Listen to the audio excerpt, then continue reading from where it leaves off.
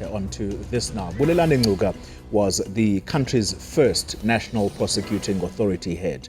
Some commentators believe the multiple crises that have plagued the NPA stemmed from Ngcuka's first term in office, in particular his decision not to charge Jacob Zuma alongside Schabir Shaik for the arms deal corruption. Well, you'll recall that Shaik would later be convicted for the crime, while Zuma's journey to his criminal trial is only beginning now. Now, some say Ngcuka broke the cardinal rule of prosecuting without fear or favor when he admitted to political considerations for not charging Zuma. So, what are his views on the current cases being pursued under the NPA head Shamila Batoy, and what can he make, or what is he to make of his period in office? Let's speak to Mr. Ngcuka now, who joins me in studio.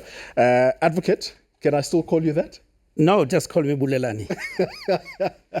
Mr. Ngcuka, thank you very much for making the time to talk to us. You have been keeping a low profile since your departure from the NPA. I'm curious, and I'm sure many South Africans are curious about what it is that you do now.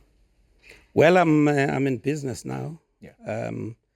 I left the NPA in 2004, and we started an investment company called Voa Investments. That's where you find me these days. Yeah. Yeah.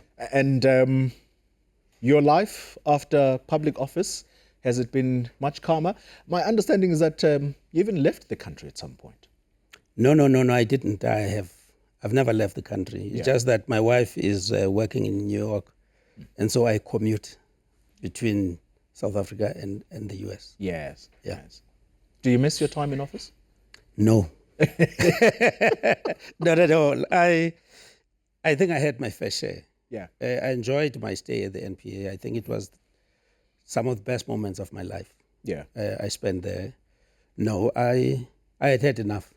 You'd had enough. By the time I left, I had had enough, yes. Well, let's talk about some of what we have mentioned in that intro, with some people saying that you'll go down in history having committed the cardinal sin as a prosecutor, and that is that of prosecuting without fear or favor. Last year, as part of their case against the former president, Jacob Zuma's case to try and bring a stay of prosecution against the case that they are pursuing him for now, which is that of the arms deal, you wrote in an affidavit that part of the reason why you did not want to charge Jacob Zuma was that you feared that there would be political violence in the country. Why was it important for political considerations to be made in as far as charging the then deputy president? Good. Let us say this firstly. That is a decision that I took. The team that was investigating that case, they came with a recommendation that we should prosecute the deputy president. We reviewed that decision. Half of my team felt that we shouldn't. Now, there were no political considerations. It was based on the evidence that was before us. At that time, I prepared a 20-page memorandum for the minister in which I set out the reasons for not prosecuting the deputy president. We were satisfied that there was a prima facie case, if you remember, that I introduced that terminology in the vocabulary of this country. But we were not convinced that the case was winnable. Why was that? Because there were a number of reasons. There were a number of reasons, I'll tell you. Okay. The evidence against the deputy president was based on circumstantial evidence, mostly. It was contained in letters that were not written by him. They were written by other people about him. We were not certain at the time whether the encrypted facts that we had was going to be admissible in court. Now, let's just bring the viewer up to speed about the encrypted facts. This would be the piece of evidence that would signal that there was a 500,000 rand bribe that would have been arranged for the former president. Absolutely correct. Okay. That's the one. We were not certain whether that would be admissible in evidence. We also didn't know how some of the witnesses would stack up during the trial. Mm-hmm. And so there is the saying, as the saying goes, when you shoot the king, you better make sure you don't miss. We're not certain that will get to him. And we did state at the time that should evidence emerge, we will review that decision. Mm-hmm. So I made that absolutely clear. Yeah. If you look at the case today, it's different from the case as it was then. There are more charges which were not there at the time. Yeah. So where does the statement come in then, which you deposed to in an affidavit, as I've said, which was used by the NPA when it wanted to charge Jacob Zuma after Mokotedi Mshe decided to drop the case in 2009? Why that statement that you made? No, let's put that in context. Okay. Let's put that in context. So here we are, confronted with the case against Schabir Shaik and the deputy president. And we are not certain whether we'll win that case or not. Now, you have to be certain, because the impact of that prosecution that it will do to the country, you must take that into consideration. Mm-hmm. When you prosecute the deputy president of a country, forget about who the incumbent is. It's tantamount to prosecuting that country. South Africa would have been, the news all over the world would be saying, the president of South Africa is facing these corruption charges. You are making a statement. Yes. That's number one. Number two, you have to consider what is the likely impact of your decision. If you're certain that the evidence is the evidence that decides these issues, if you're certain that the evidence that you have, you're going to win the case, you proceed. But where there is doubt, what evidence did you have at the time against Schabir Shaik versus the evidence that you had against, or the minimal evidence that you say, or circumstantial evidence, in your words, that you said you had against the former president? You see, the evidence against Schabir was direct instead of being indirect. It was Schabir Shaik who had made the demand for the bribe.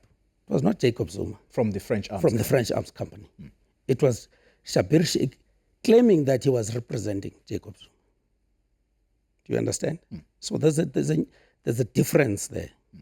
So we took then that decision that it's too risky for us to proceed with a case when we are not certain that we were going to win. This is where also then matters become controversial, because within that time of you saying there's a prima facie case, but we're not convinced we have a winnable case, yes, you then hold a media briefing with editors. In fact, it was a secret briefing, it was termed, with black editors, where it was suggested that you may have made certain statements against the then deputy president about perhaps his innocence or guilt. We're not sure. What did you communicate to that secret press conference with? There was nothing secret about it. Let's put that again in context. And this issue, as you'd know, became the subject of the HIFA Commission. What happened? There was a scurrilous email that was circulating in the country, making all sorts of allegations against me. Fact that I had Swiss bank accounts, I had $10 million, I had all sorts of things. Terrible one. So we decided that these people were circulating this thing, and it was in all the newsrooms. that in fact these are not sources. These are agent provocateurs. And so we met with the guys. We met with the senior editors, in fact, at that. And the guy who was then senior at the Business Day, Cohen, I met with him separately. He was not available that evening. So this thing of that it was only black editors, it's just not true. So we met with the guys and we said, look, this is what is happening in the country. I'm being persecuted for doing this investigation. Now, you know the people who are giving you this information. If you find that I have done all these things that these people say I have done, go ahead and publish. Feel free. You can investigate, you can do whatever you like. Publish everything. Yeah. However, if you find these things are false, then your sources are misleading you, expose them. That was the challenge I put to them. And they accepted, all of them, that. And if you will recall, they all wrote positive editorials after that meeting and said, leave Ngcuka to do his job, which is what I was doing. When we returned, we are going to continue the focus on the Zuma prosecution, or should we say non-prosecution, at the time that Bulelani Ngcuka was head of the Prosecuting Authority. You're watching Newsfeed, the AM edition.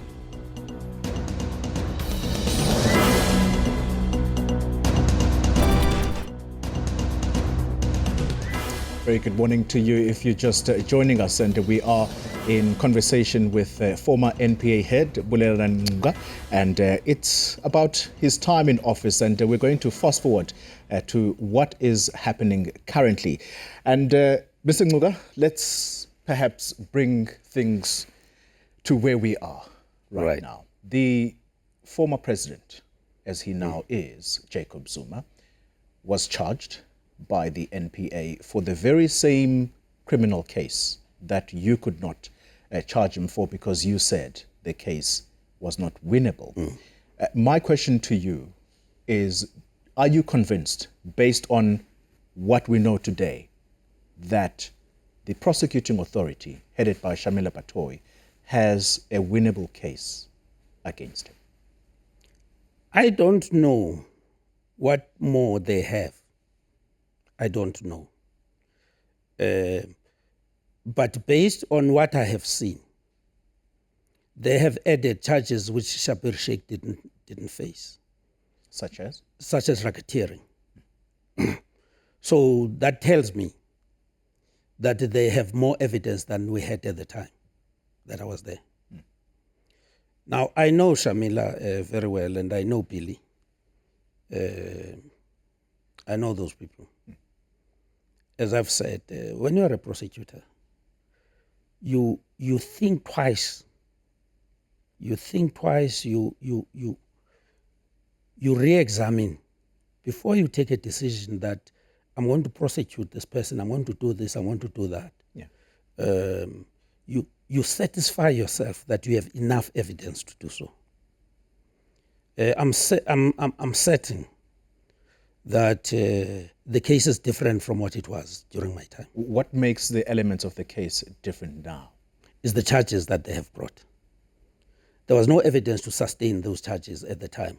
Therefore, they would not have brought those charges if they didn't have that evidence. Key among those charges for you, what is the evidence that screams that you possibly could have? I don't know. This is what I've said. I don't know what evidence they have. But I'm saying that the charges are different. So if you just examine the charges that they have brought against the deputy president, it's a different ballgame. Yeah. Yeah. Well, we're going to go back in time and go forward as well. Feel free. Let's talk about your conversations, the so-called spy tapes. These were the recordings of yourself and the then head of the Scorpions, Leonard McCarthy.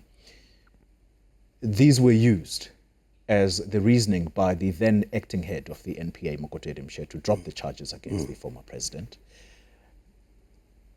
Do you regret those conversations? No, not at all. I mean, that was, I think what Koki did was wrong. And he knows that it was wrong. I actually called him. This is Mokotedi. Before. Yeah. Uh-huh. I called him. I said, Mshe, you took the decision. Nobody influenced you. You are the one who took the decision. Do the right thing. And he said, no, wow. And then, of course, he did the wrong thing. These are the facts. You must remember, Xoli, that I've been involved with the Zuma case from the beginning. Even now, I'm still involved. I've been a deponent in that case. Every time they use my name. So every time that they go to court, you'll find that I have filed an affidavit. So I'm not just an ordinary person. You're not an innocent bystander. No, I'm not. Yeah. I'm involved in the case. And so when they say that they are going to take a decision that is going to have serious impact in the country, it would have been very stupid of them to go and arrest Zuma in the middle of the conference of the ANC. That's wrong.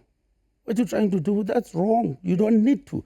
Because part of the reasoning you use in the affidavit you deposed for the NPA was that it was going to look like you're trying to influence the conference in favor of the then President Thabo Mbeki. It would have been wrong. But this is where you come in for the hammering. Because at some point you admit that you supported Mbeki going into that conference. It's a matter of it's a matter of public record. My wife is the deputy president to Mbeki. Yes. In God's name, what do you think I'm going to be? I have to support my wife. She was also standing there, as a treasurer. But that does not mean that one abused his relationship with the people in the office. Common sense tells you, just common sense. People tend to abuse their positions and say wrong things. Here somebody tells you, it's Leonard who calls me, it's not me who calls him, it's him who calls me, and says, look, they're thinking of arresting this fellow before the conference. And I said, that's madness. Indeed, it would have been madness. It has nothing to do with me supporting either Mbeki or not supporting Mbeki. That's just the reality.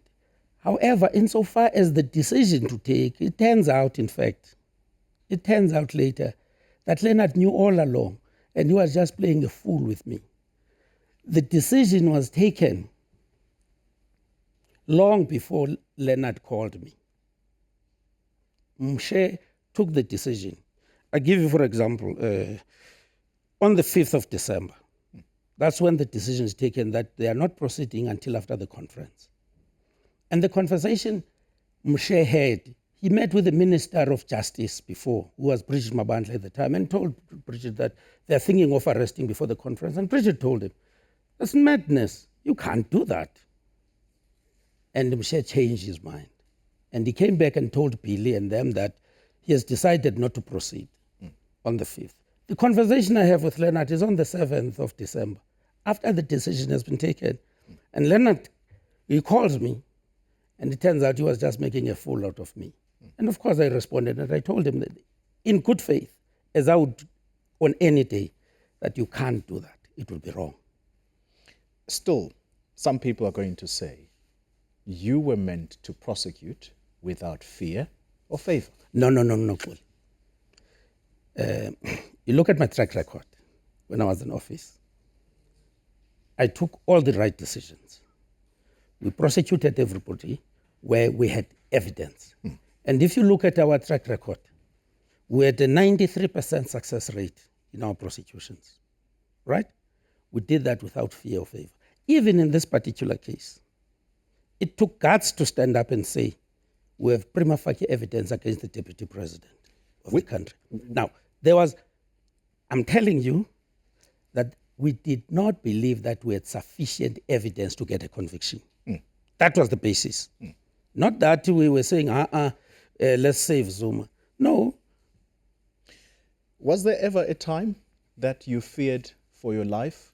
Because I'm asking you this question because one of the former NPA heads, Xoli Mngambi, telling the State Capture Commission of Inquiry that the mere mention of your name in the presence of the former president, Jacob Zuma, it is enough to send him into a complete madman, the amount of anger and resentment he has towards you? Well, we received quite a number of death threats, to the extent that I don't know where they came from.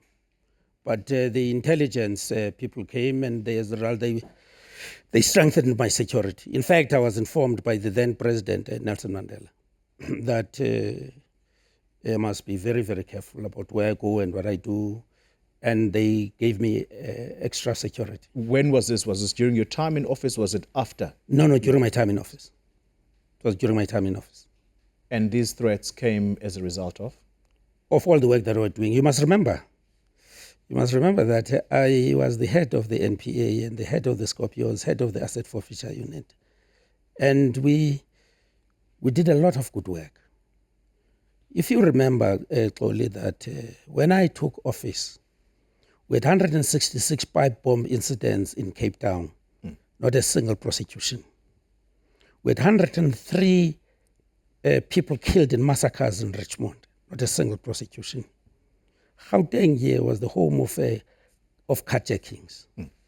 And we set up structures, and we arrested all those people who were involved in all those cases, prosecuted them successfully.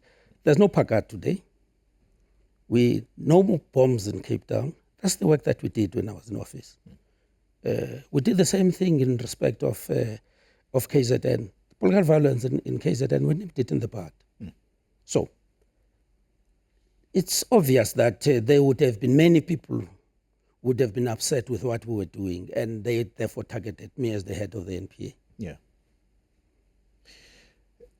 The country right now, as things stand, the former president is the subject of not only the criminal case that he faces for the arms deal matter, he also is undergoing the State Capture Commission of Inquiry with allegations that he may have engaged in illegal practices in as far as his friends, the Guptas, are concerned. You also have the Secretary General of the ANC, Ace Magashule, who's been charged with corruption relating to the time he was in office as Premier in the Free State Province. People are going to... I'm wondering what your thoughts are, given what you have said, that if you charge a sitting deputy president, it's tantamount to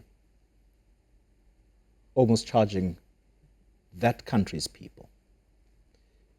We have a Secretary General of the ANC that is charged. The political temperature, I don't know what your sense of it is, but I'm not sure whether you would compare it to what we saw then. What is your sense now with the very person that you could not prosecute at the time because there were political considerations? Right now, you have the Secretary General of the ANC who's also undergoing a criminal case. I must disabuse your mind, Xoli, of this notion of political considerations. The key factor in my decision was the sufficiency of evidence. That was the key issue. Okay? All the others, they were added considerations. But the main one was that we did not believe that we had a winnable case. That's the main one. You will recall at the time, I was hated for saying that. They hated me just for making that statement. I was vilified for it. And now when they elected Zuma to be the president, they took that decision to make him the president. And then when he's involved in all these things, they say, I should have charged him. In other words, I should have taken a political decision and should have used the law to prevent Zuma from becoming the president. That has been the notion, and people talk about those things and say, you elected Zuma. I didn't. You voted for him, and you knew who he was when you voted for him. You can't say we must use the state and the law to prevent people from becoming the president. That's what people wanted me to do. That's why there was all this unhappiness about the decision that I took. But at the time when I took the decision, they didn't like the fact that I made the statement that we had prima facie evidence against him, but the case was unwinnable. They said I shouldn't have done so. I have now labeled him as being corrupt without offering an opportunity to defend himself. Yeah. And he said he wanted his day in court. I said, we don't prosecute people so that they should be found innocent. You know? So come back to this issue. Same applies here. When you prosecute the Secretary General of the ANC, Secretary General of the ANC, you must consider the impact that decision is going to have in the country. Consider that. You must make sure that you have enough evidence which will justify that prosecution. Because if you don't, then you must pack your bags and leave. I think let's pause there for a moment, because I'm going to want to pick up on this very point. For Shamila Bitoy to pack her bags and leave, Yes. if she does not have a strong case Yes. against Ace Magashule. We'll continue the conversation in just a moment. You're watching Newsfeed, the AM edition.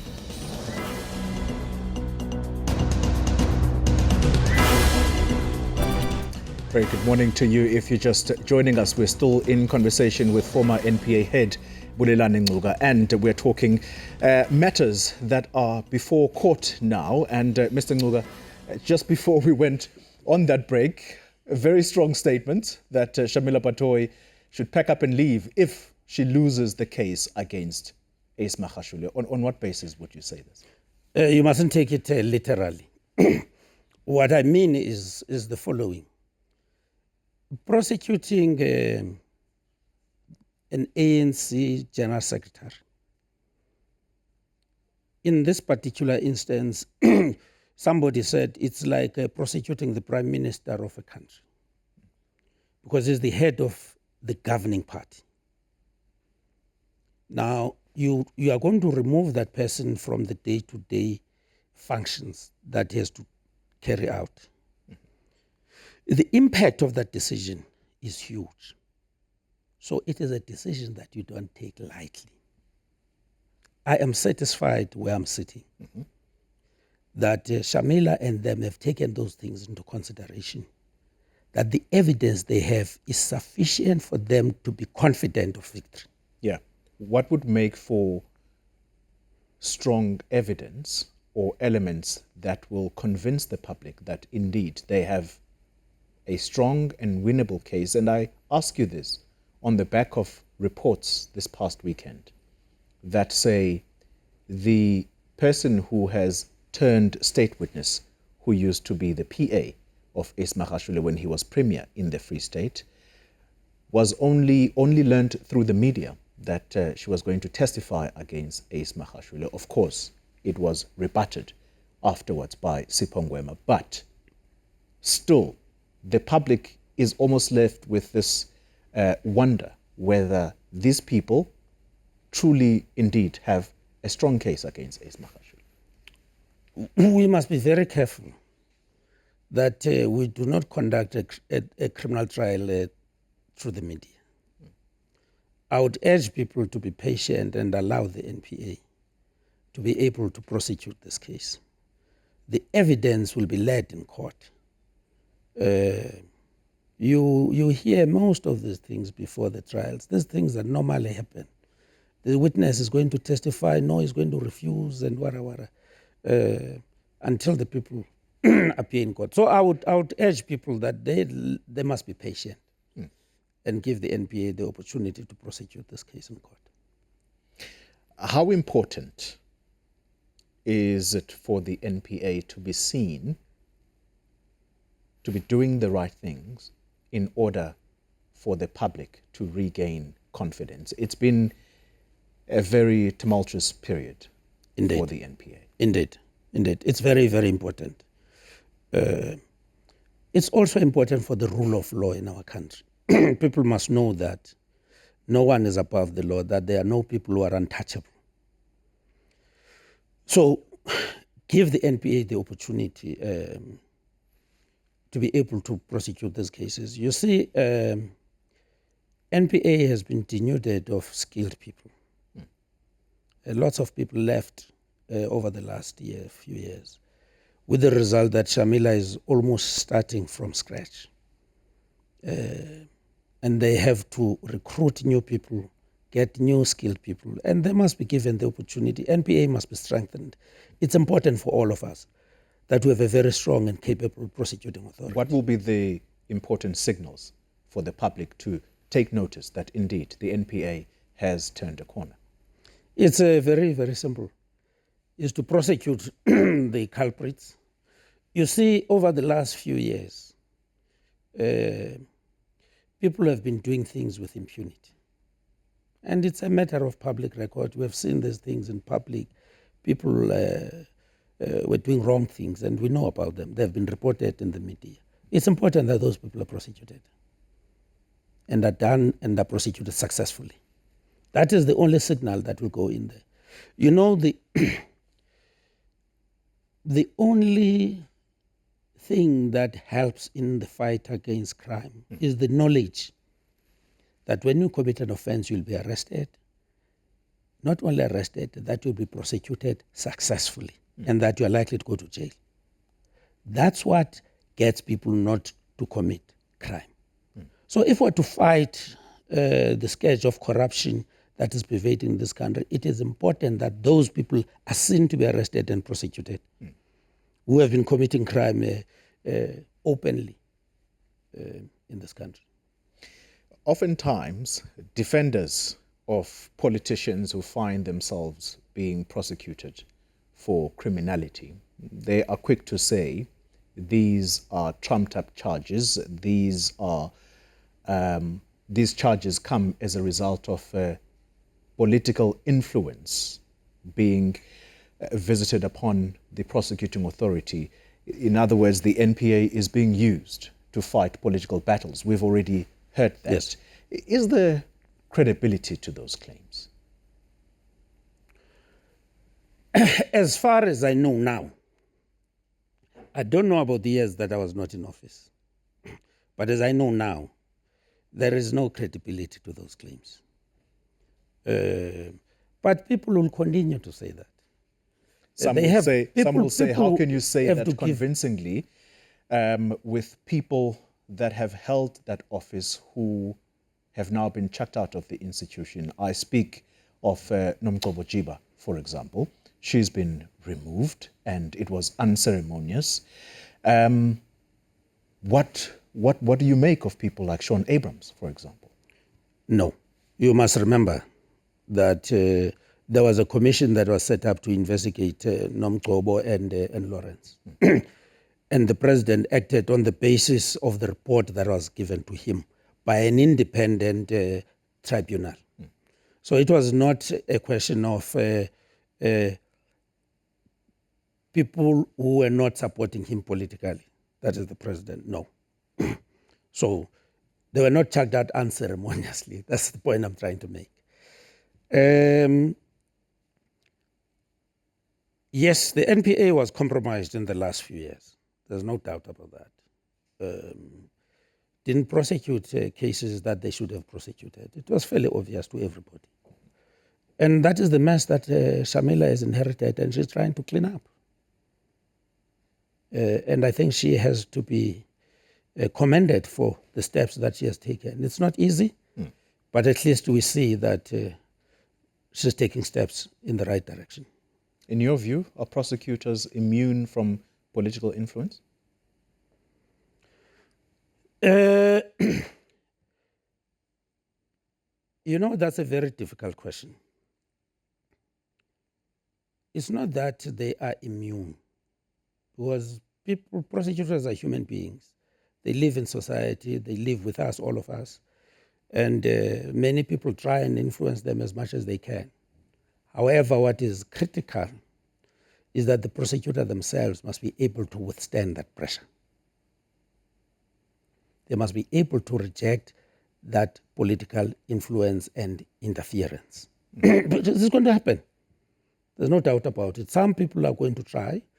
I have no doubt that you'll get some of the supporters of the the Secretary General trying to influence the NPA to withdraw the charges, and the others will be trying to influence the NPA to bring the charges against the Secretary General and so forth. But as an institution, you must be able to build some safety nets in the institution. For example, when you take these decisions, you don't take them alone. You create you have committees that you work together, and you protect each other and you cover each other's back. So the decisions that I stood up and announced them were not just my own decisions. These were decisions that were informed by the colleagues that I worked with. Yeah. So if you do that, you are able to protect yourself from those influences. I mean, when I was in office, for example, there were a number of cases that we handled. And many people came to talk to me and say, please leave this one alone. No, don't prosecute this one. No, don't do this. And all you tell them is, sorry, I'm proceeding. Sorry. You listen to them, you make representations, and then at the end of the day, you say, sorry, I'm not going to do it. Just out of interest, your assessment of developments at the State Capture Commission of Inquiry, you are a person who's au fait with the legal field. What is your sense of how that commission is conducting its work? And given the challenges that it is faced with now, we have a former president who has walked out, and the commission chairperson has had to try, under very trying circumstances, bring him back to that commission. I think it is important for accountability in this country, for political accountability, that President Zuma is called upon to go and give evidence before the commission. Has to. He set up the commission himself. So he appointed Raymond Zondo. If he had any objections to him, he should have raised them at the time. He didn't. So it is important for the country that that commission is successful. It's doing a lot of good work. Mm-hmm. That commission would not have been necessary if the prosecution service was doing its work. If the NPA was strong enough at the time and was doing the work that, because most of these people who are appearing before this, they should have been prosecuted. I'm certain that at the end of the day, when Deputy Chief Justice prepares his report, he's going to make some recommendation that some of those people must be prosecuted. So I'm saying that in the first place, if the NPA was strong enough, it would not have been necessary for the commission to be set up. I want to wrap up this discussion with you, and I'm going to prick your brain about the politics of the country, because you're not only a legal person, but you are a former activist as well. So I'm sure you have some opinions about what's going on in the country, but we'll do that in just a moment. You're watching Newsfeed. We continue the conversation in just a moment.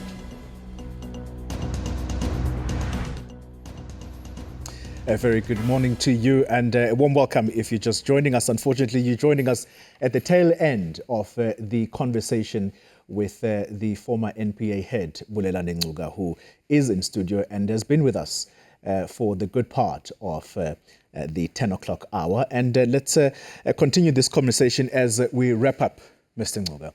You are talking about the State Capture Commission of Inquiry and its importance for accountability in as far as those who've committed crimes, serious crimes that have brought this country to its knees financially. There are talks, though, from those who support the people who are implicated at that commission, that commission is merely doing the bidding of a particular faction sitting inside the ANC, and Justice Zondo is merely a pawn in this bigger game that is above him. What do you make of those comments? And what should the public, importantly, make of those comments? No. There is no merit to that argument. honestly, is just a ploy to divert the attention of the people from the actions of those who are implicated. The commission obviously is not going to call John, Jim, and Mary from the street who did not participate in all these issues, who are not implicated. It must call the people who are implicated in the allegations of state capture. And so naturally the focus and the spotlight is going to be on those people who had the levers of power. It stands to reason. Therefore, that's where the focus is going to be. And people have to do that. I was accused at the time that I was paying too much attention and that I was prosecuting only people who were linked to the ANC. And that I was not focusing too much on white people. And my argument was, of course, we were prosecuting quite a number of white people. But at the time, the people who were in power were the ANC people. And therefore, these are the ones who were then exposed to us. And therefore, we had to act even there. And so it would be wrong for people to say, because you are ANC, therefore you must not be prosecuted because you are ANC. No. If you commit crime, you must be prosecuted regardless of who you are and where you come from. And it's an interesting point that you bring up, because that narrative continues today, because often the cry is that it's people who are in public office that are pursued by the prosecuting authorities. You have people like Marcus Yuste, who should face the music. Yet, I think it's the third year now when the issues at Steinhoff came up, and there doesn't seem to be any movement as such.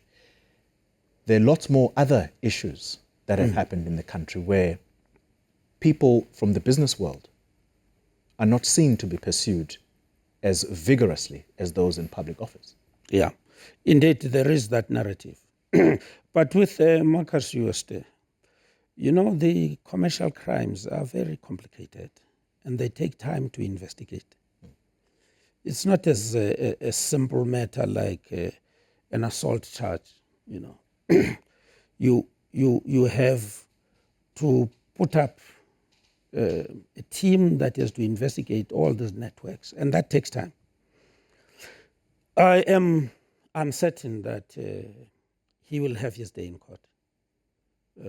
And again, that people must not be impatient.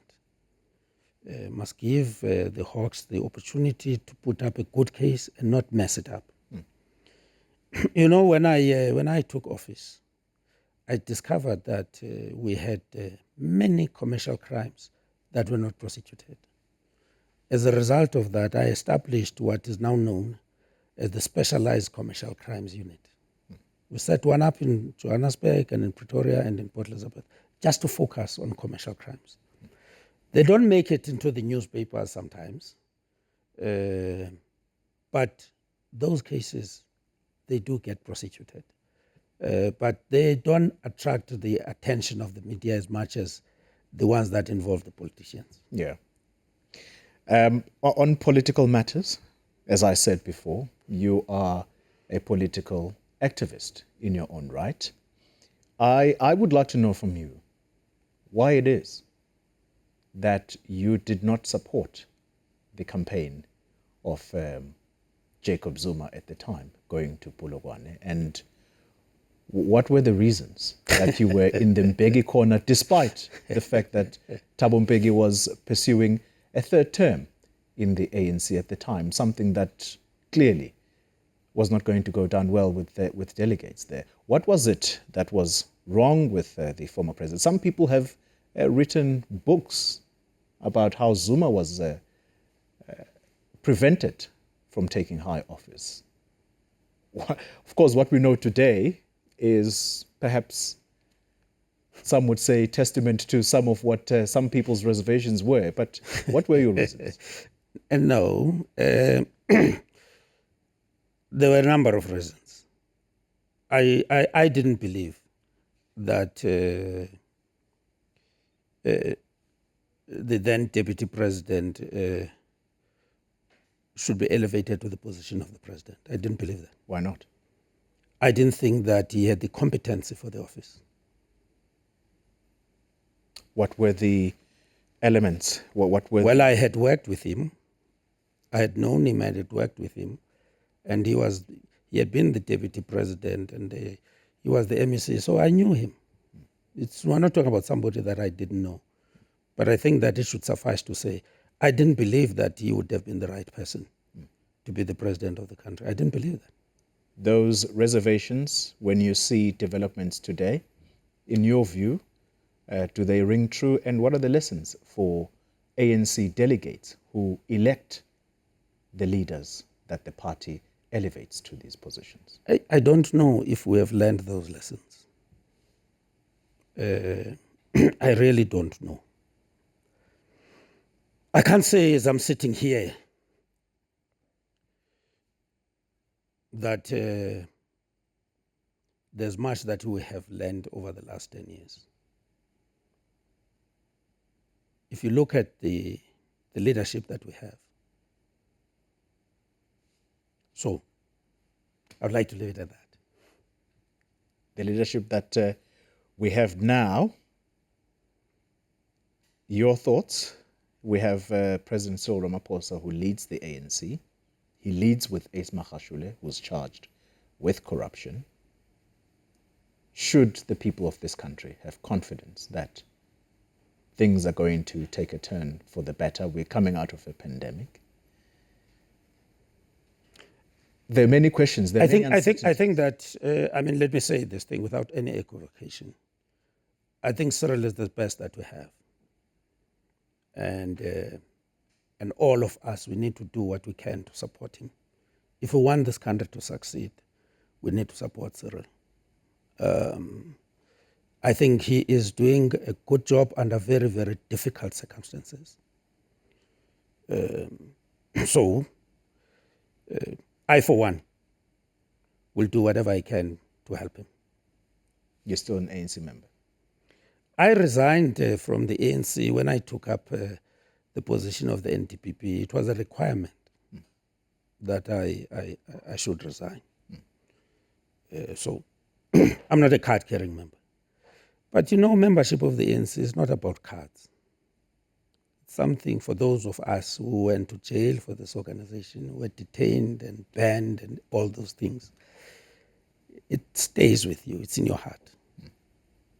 So I'm not a card-carrying member, but I'm still a supporter.